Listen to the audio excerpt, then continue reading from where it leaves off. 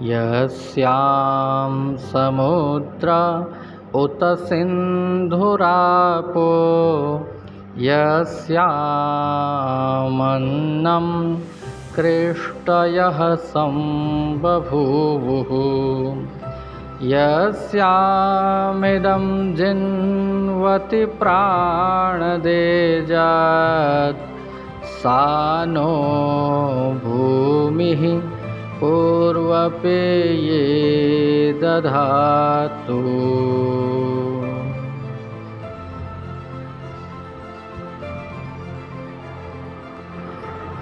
नमस्कार।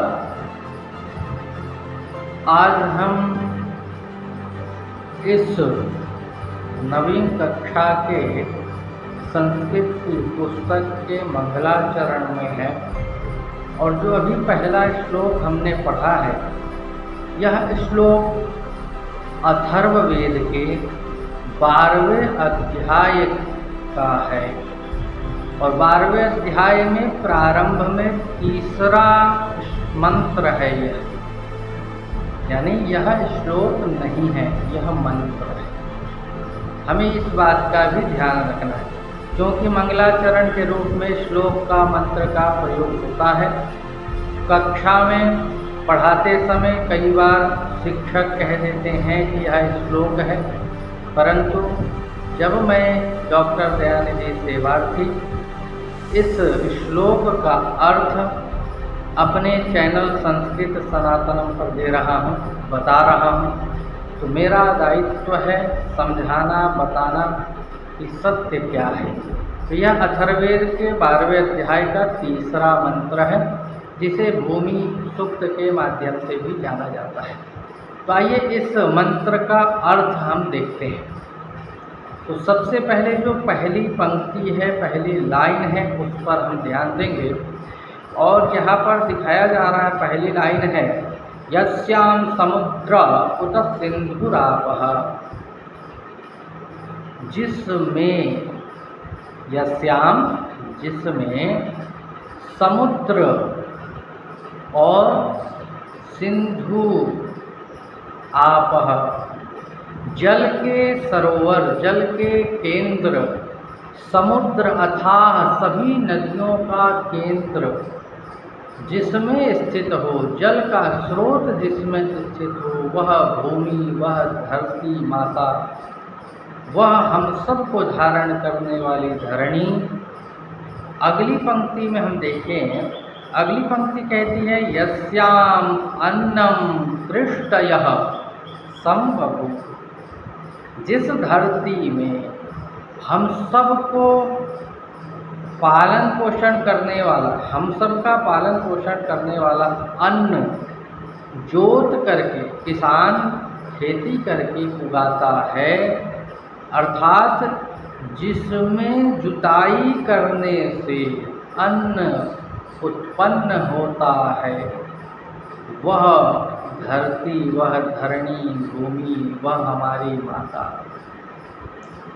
तो पहली लाइन में क्या हुआ कि जिसमें समुद्र और नदियाँ बहुत सारे जल के स्रोत रहते हैं। दूसरी पंक्ति में कहा कि जिसमें जुताई करके किसान लोग कृषि करके अन्न को उगाते हैं।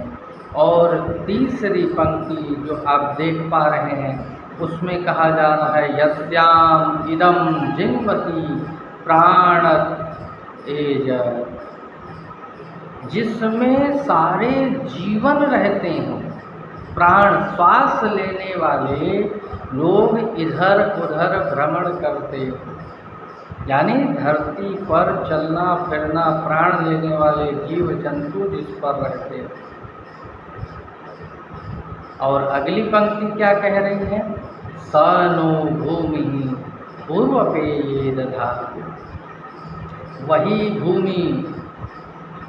भूमि जिस पर समुद्र है, जल के अनेकों स्रोत हैं, वही भूमि जिस पर किसान जुताई करके अन्न उगाते हैं, वही भूमि जिस पर श्वास लेने वाले व्यक्ति प्राणी जीवंत हैं, इधर उधर भ्रमण करते हैं, वही भूमि पहले की तरह हमेशा हम सबको अमृत जल खाने पीने के पदार्थ प्रदान करती रहती है, बार बार बार बार पहले की तरह, अर्थात सृष्टि बन करके दोबारा जब सृष्टि बनी तब भी यह धरती हम सबको पहले की भांति धारण करती है, अपनी अमृत वर्षा करती है, जल अन्न और प्राणियों को आश्रय देने वाली है।